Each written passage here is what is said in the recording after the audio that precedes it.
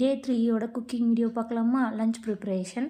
இன்றைக்கி மெனு பார்த்திங்கன்னா white rice, sambar, அப்புறம் உருளைக்கிழங்கு பொரியல் தான் இன்றைக்கி. மார்னிங்க்கு தோசை அந்த மாதிரி தான் ரெடி பண்ணிக்கலாம் ஓகே அப்படின்னு சொல்லிட்டு ரெடி ஆகிட்டுருக்கு.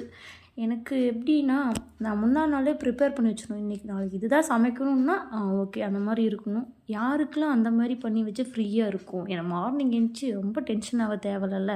அதனால் அப்புறம் இந்த குக்கர் எனக்கு மைண்ட் ஃபுல்லாக நைட்லாம் இதில் எப்போ காலையில் எழுந்து சமைப்போம் அப்படிங்கிற மாதிரி ஒரு இதில் தான் இருந்தேன். நீங்களும் அப்படி தானா? எனக்குலாம் ஒரு பொருள் புதுசாக வாங்கிடணும், உடனே அதில் சமைச்சு பார்த்துடணும், இல்லையா அதை யூஸ் பண்ணி பார்த்துடணும். அந்தமாரி தான் நான் இது ஃப்ளிப்கார்ட் ஆர்டர் போட்டிருந்தேன். 3 லிட்டரு குக்கர் சூப்பராக இருந்தது, எனக்கு யூஸ் பண்ண ரொம்ப பிடிச்சிருந்தது. நீங்கள் எப்படின்னு கமெண்ட் பண்ணுங்கள். உங்களுக்கு இந்த புது ப்ராடக்ட்லாம் வந்தவுடனே அதை ஓப்பன் பண்ணி அதை பிரித்து பார்க்கணும், அதில் சமைச்சு பார்க்கணும், அதை யூஸ் பண்ணி பார்க்கணும் ஆர்வமாக இருக்கான்னு. எனக்கும் அது ரொம்ப பிடிக்கும்பா அந்த மாதிரி விஷயங்கள்லாம். ஓகே, அது முடிச்சாச்சு. சாம்பார்லாம் தாளித்து விட்டுக்கலாம். உருளைக்கிழங்கு பொரி ரெடி ஆகிடுச்சு, எடுத்து வச்சுட்டேன். அடுத்து சாம்பார் தாளித்து விட்டுட்டு லஞ்ச் ப்ரிப்பேரிங் ஓரளவுக்கு முடிச்சிடலான்னு சொல்லிட்டு ஒரு எப்படி சொல்கிறது, ஒரு வீடியோ ஃபுல்லாக எடுக்கிறதுல எப்படி தான் இந்த யூடியூபர்ஸ்லாம் எடுக்கிறவங்களே தெரில. அதை கட் பண்ணணும், நெக்ஸ்ட்டு சமைக்கணும், அது கொஞ்சம் எனக்கு இன்னும் இதாகலை. இப்போ தான் வீடியோ போட ஆரம்பிச்சிட்டு கொஞ்சம் கொஞ்சமாக கற்றுக்கணும்.